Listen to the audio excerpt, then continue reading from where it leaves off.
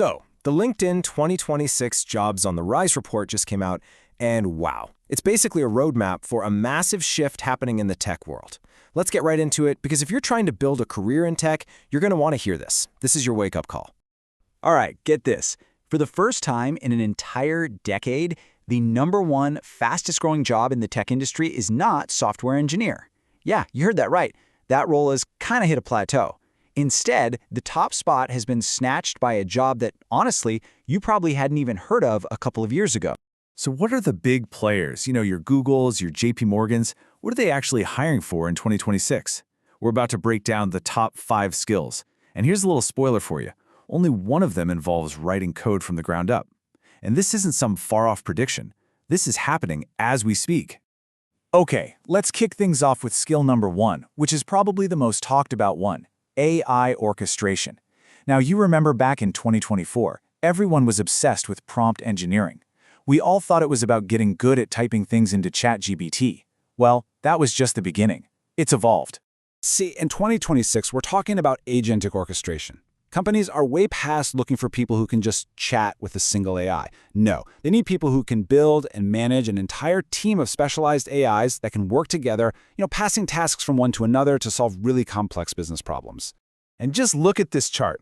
This really shows you the scale of the change. The demand for a simple prompt engineer, it's tiny. But the demand for an AI integration specialist, it's absolutely exploding. The market isn't paying for clever conversations anymore. It's paying for smart system design. So, the big question is, what do you actually need to learn to do this? Well, it's all about frameworks like LangGraph and Crew AI. It's about using protocols like MCP, that's the Model Context Protocol. So you can get one AI model to talk to a database and another one to write a message in a Slack channel. Seriously, if you can get 3 AIs to work together, you are in the top 1% of job candidates right now. All right, let's move on to the next 2 skills. These were basically born from the 2 biggest growing pains of the whole AI boom, fear and cost. As companies scrambled to adopt AI, they accidentally opened up these huge new vulnerabilities and, well, their bills went through the roof. So skill number 2 is AI cybersecurity. And specifically, this role they're calling LLM Red Teaming. Your job is to literally hack your own company's AI. It's wild. Can you trick the customer service bot into spitting out private user data? Can you get the HR bot to tell you everyone's salary? Your job is to find those holes before the bad guys do. And here's the thing. Companies are terrified of what could leak from these new AI systems. This fear has created a massive opportunity. Think about it. There are tons of traditional cybersecurity experts out there, but almost no one who specializes in locking down large language models. That skills gap, that's a golden ticket. Now for skill number 3. FinOps, which stands for Financial Operations. Because running these incredibly powerful AI models is insanely expensive. I mean, company cloud bills are just skyrocketing. So now, they're hiring specialists whose one and only job is to get that bill down. And this number just perfectly illustrates the value here. If you can take a giant, expensive model and figure out how to shrink it down to a cheaper, smaller one without losing much accuracy, you could save a company $100,000 a month. A role like that comes with some serious job security. Okay, on to skill number 4.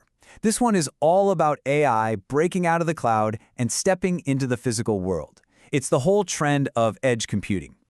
See, AI doesn't just live in a web browser anymore. It's moving into our cars, it's flying around in drones, it's on the factory floor inside robots, and in all those places, it has to make split-second decisions locally, right there, without needing to call home to a server. And that requires a totally different set of skills. You've got to master frameworks like Onyx and TensorFlow Lite. You need to be an expert at taking these powerful AI models and squeezing them onto a tiny little chip that has very limited power and memory. It is a massive technical challenge, and companies in manufacturing and automotive, they are hiring for this like crazy. And finally, we have skill number 5. And this is for everyone out there who loves technology but doesn't necessarily want to be a full-time coder. It's the rise of the AI product manager, and it's arguably one of the most critical new jobs in the whole industry. Here's the fundamental problem they solve. You've got the engineers over here, and they speak the language of code and models. Then you've got the business leaders, the CEOs, over here, and they speak the language of money and revenue. As AI has gotten more complex, these two groups have basically stopped being able to understand each other. The AI product manager. That's your translator. They are the bridge between those two worlds. Their job is to understand what the business needs and then figure out where to apply AI to actually solve a real problem and make money. You don't need to be a coder, but you absolutely have to understand the limits of what AI can do, so you're not promising some magic that can't be delivered. So after all that, what's the big takeaway for you? If you only remember one thing from this entire LinkedIn 2026 report, it should be this one core idea for your career strategy. The era of the generalist is over. The specialist is now king. It's not enough to just be a Python developer anymore. You need to be a Python developer who knows AI security or a Java developer who specializes in agent orchestration. Specialization is everything now. So, what's your next move? Look, it's actually pretty simple. First, pick just one of these 5 specialties, one that genuinely sounds exciting to you. Second, spend this weekend building one tiny project with it. It does not have to be perfect. And third, add that new skill and that new project to your resume. That's it. That is how you get ahead of the curve and get hired in 2026. Look, this isn't just a bunch of information. It's a crossroads for your career. The demand is here, the roadmap is crystal clear. So the only real question left is, which specialist will you choose to become?